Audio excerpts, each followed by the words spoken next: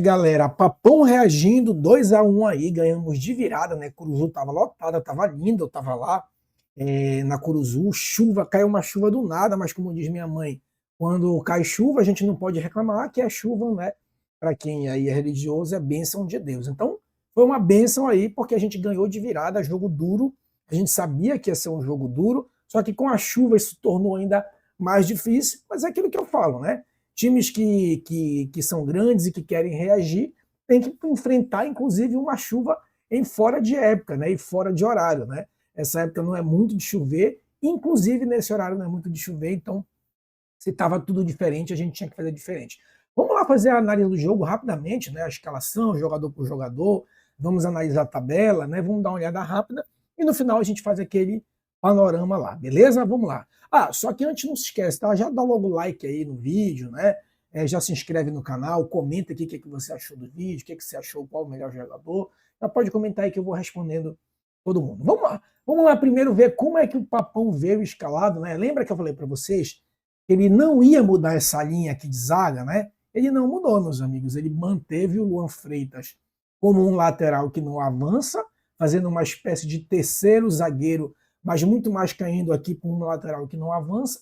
O Heverson também, raramente, né, muito timidamente, ele avançava lá para dar um apoio para o Garcês, mas ele basicamente mantinha aqui, eu até gosto de dizer, até como forma didática, que não era uma linha de 3 zagueiros, é uma linha de 4 zagueiros, né?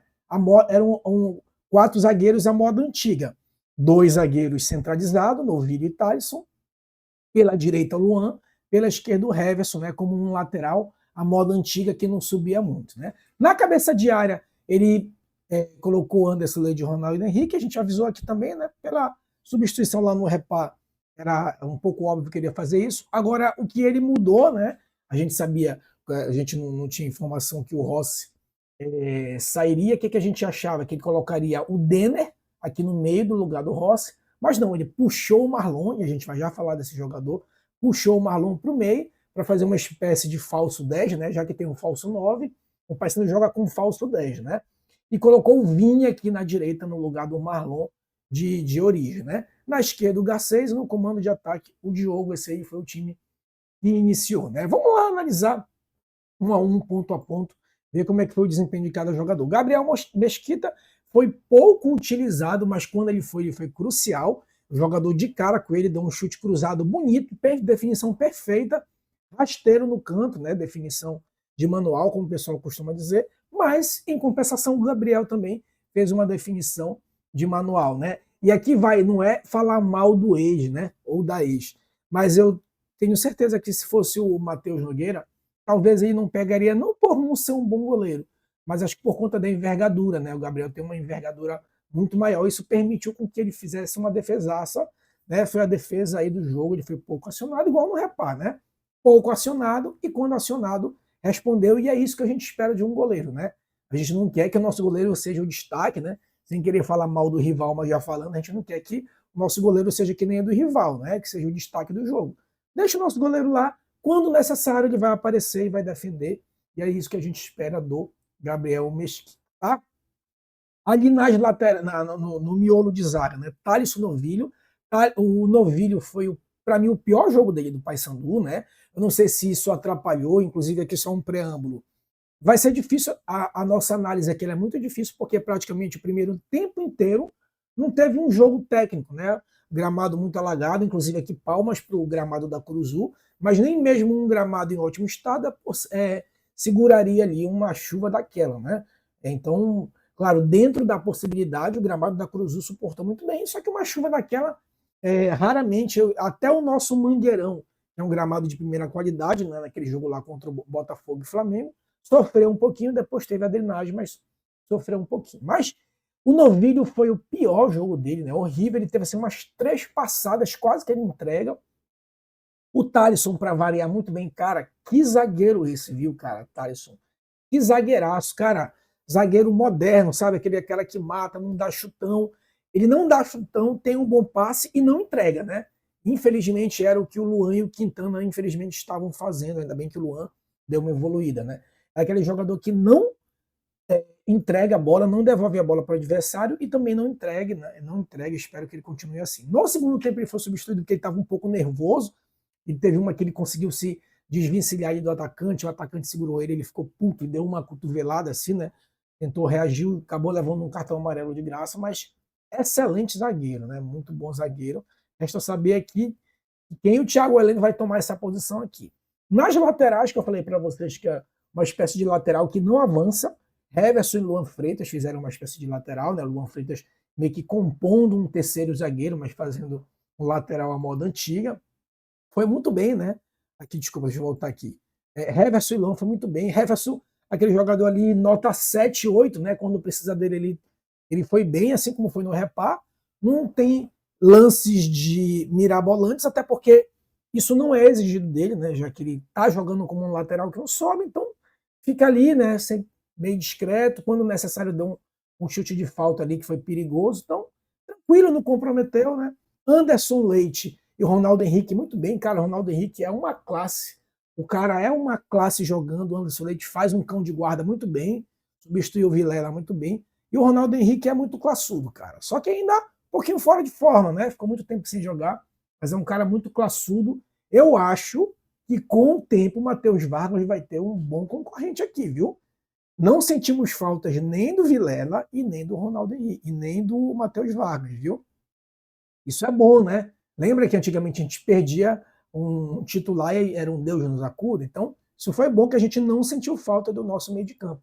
Assim como não sentimos faltas, entre aspas, do Rossi, né? Que está fazendo o nosso falso 10. Marlon fez muito bem. A melhor partida do Marlon, para mim, foi a melhor partida do Marlon que nessa temporada, né? Cara, realmente, taticamente muito disciplinado, tá em tudo quanto é campo, parte do campo, né? Eu brinco que é o falso 10, assim que existe o falso 9 é o falso 10, porque ele é o cara que fica transitando, né? A hora apoiando a beirada, a hora tentando encostar aqui no Diogo Oliveira. Então, porra, para mim foi a melhor partida do Marlon, né? E ainda fez o gol, então espero que isso, inclusive, recupere a confiança dele, né? Nas pontas, né, ou nas beiradas, como diz os moderninhos, né, o Vini, como o campo estava muito alagado, então ficou muito comprometido, né, muito apagado, e aí a gente vai dar um desconto, é um jogador que a gente acredita muito, mas vamos dar um desconto, porque estava muito encharcada, e o Claudinei fez uma substituição porque tinha que fazer mesmo, apostou no Marcelinho, deu certo. E o Garcês, meus amigos, isso aqui nem se fala, né? O cara tá comendo a bola, pô. Foi no Repá, foi agora, tá comendo a bola. É aquele jogador, até escrevi sobre isso. Sabe aquele jogador que não é aquele cara que, sem mais uma vez falar mal do ex, mas já falando. O Boraça, ele era um cara muito bom na temporada 24, temporada 25 estava apagado, mas mesmo na temporada 25, e aí não é que eu estou falando mal, estou comparando porque é a mesma posição e ele veio substituir o Boraça era muito bom, era um cara muito agudo, vou dizer assim, era agudo, mas não era vertical. Por que agudo? Era um cara que partia para dentro. Só que partia para dentro pelas pontas, aí sempre partia pelas pontas e cruzava rasteiro para alguém chegar. Né? Era um bom jogador? Era um bom jogador. Mas o Garcês, ele tem as duas coisas.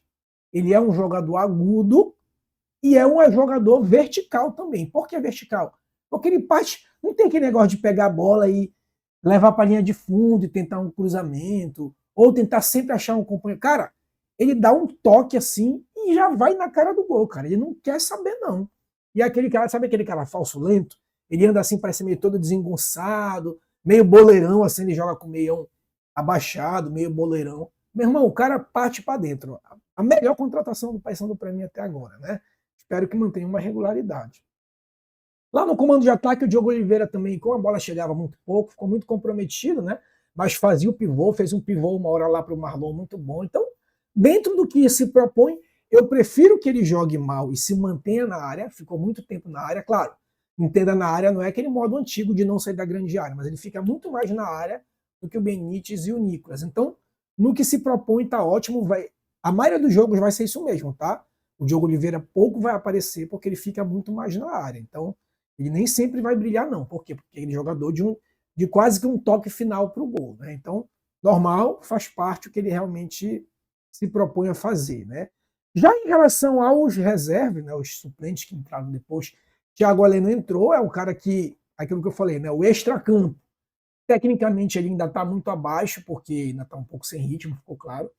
Mas é aquele cara extracampo, cara. Quando ele entra, até a torcida já. Pô, o Thiago Heleno entrou. Então, se a torcida pensa isso, os jogadores devem pensar muito mais. É um cara que dá muita moral para o time, só que, claro, visivelmente ainda fora de forma, né? Então, devagarinho a gente vai precisar muito dele ainda. O Brian, né? Brian, André Lima e Dena entraram ali meio que muito mais para compor, porque muita gente estava cansado. Né? Já o Marcelinho não, né? O Marcelinho entrou e fez a diferença, inclusive o gol da virada. É engraçado, né? Que na minha lista de dispensa, acho que na lista de dispensa de todo mundo estava o Marcelinho. Né? Mas, por outro lado, né? O técnico ele gosta desse jogador operário, né? Que é o estilo Marlon. É um cara que entra, ele bota fogo no jogo, ele é disciplinado, ele não para de tentar, ele corre. Cara, e o gol dele é o repeteco de tudo que ele costumava fazer e não dava certo. Que é ou matar, ou limpar e chutar com a esquerda. E dessa vez ele foi feliz, cara. É aquela história. Água mole, pedra dura, tanto bate até que fura. A mesma jogada que ele sempre fez. A diferença é que dessa vez ele matou no peito. Geralmente ele ajeita com a esquerda e tenta um chute. Dessa vez ele matou no peito e chutou com a esquerda, né? Ele entra na direita ali, na posição que estava o Vini, né? E corta para o meio para chutar de esquerda. Ele sempre faz isso. E graças a Deus, dessa vez deu certo. Ainda bem que o Marcelinho deu certo, né?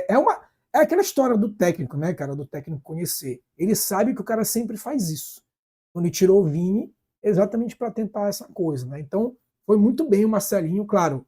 É aquela história, foi bem o que a gente pensa. Ah, mas o Marcelinho não é craque, é limitado. Beleza, mas é o que a gente tem e é o que a gente pode fazer, explorar o que o cara tem. E aí está o mérito do técnico, né? Vamos lá dar uma olhada rapidinho na tabela. Vamos dar rapidamente uma olhada aqui na tabela, né? Como é que ficou a tabela. Claro, em termos de posição, e é aquilo que a gente conversou, não é para olhar para a posição, olhar para a pontuação. Como é que a gente está de pontuação? Pô, pontuação nem se falha, né? Ganhamos aí 3 seguidas, então, mas só saiu do 20º para o 19º, não importa. A gente está a 3 pontos do Botafogo e mais, né? A gente está a 3 pontos do Botafogo, a 3 pontos do Criciúma, a 4 pontos do Operário, a 5 pontos da Ferroviária. Eu vou gravar um vídeo ainda sobre acesso e Z4, amanhã eu vou gravar. Então, amanhã, enfim, depois você vai procurar que vai estar aqui para falar sobre Z4 e acesso, né? Eu vou explicar o porquê que essa história de acesso não é mera balela de sonhador. Eu vou mostrar para vocês aqui porque que isso não é mera balela de torcedor, né? De sonhador, de empolgado, de emocionado. Eu vou mostrar para vocês. Mas, enfim, é aquilo que eu digo para vocês. Vamos olhar a pontuação, porque se por um lado nós não saímos da zona, se tu olhar aqui, ó, do Vila Nova, no mínimo do Vila Nova para baixo, tá todo mundo no bolo, no mínimo. E é aquilo que eu falei para vocês lá no Instagram, né? Inclusive, quem não me segue no Instagram, já segue lá Central Papão. Quem não virar com mais de 25 pontos no primeiro turno, quem não virar, né, vai concorrer ao rebaixamento. Matematicamente vai concorrer, porque se o ponto mágico é 45, quem não virar vai concorrer com o rebaixamento. Então, essa galera aqui, ó, pelo menos de Chapecoense para baixo, aí sim, se tu pensa no Z4, e eu tenho um contraponto, mas não vou falar hoje, se tu pensa no Z4, é torcer para essa galera não virar com 25. E não virar o primeiro turno com 25, vai concorrer. Mas eu tenho um outro ponto sobre isso, eu vou falar isso no outro vídeo, tá? A gente viu que deu muita zebra, muita gente que jogou fora ganhou, né? E obviamente quem jogou dentro perdeu, mas a gente quebrou essa zebra aí, venceu e venceu de virada, né? Isso mostra pra gente, galera, o poder da nossa torcida, né? E o que é legal é o seguinte, que a torcida, no momento algum, abandonou o time, né?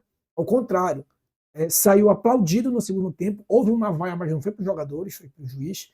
O time saiu super aplaudido. E tu vê a energia na arquibancada, né? Tu não via ninguém xingando os jogadores, ao contrário, todo mundo. Sabe o que é legal, cara? Aquela sensação que tu sabe que a qualquer momento o time vai virar. Cara, é muito bom tu ter essa sensação, tu tá ali, não, beleza. Eu sei que tá 1-0, mas eu sei que a gente não vai perder. Cara, quando tu tá nesse nível de confiança do time, pô, isso é muito bom. Eu sabia que a gente não ia perder, infelizmente a gente não perdeu. Beleza, galera? Já dá o like aí no vídeo, se inscreve, comenta aí qual foi o jogador que você mais gostou dessa rodada aí. Beleza? Forte abraço, até a próxima, saudações bicolores.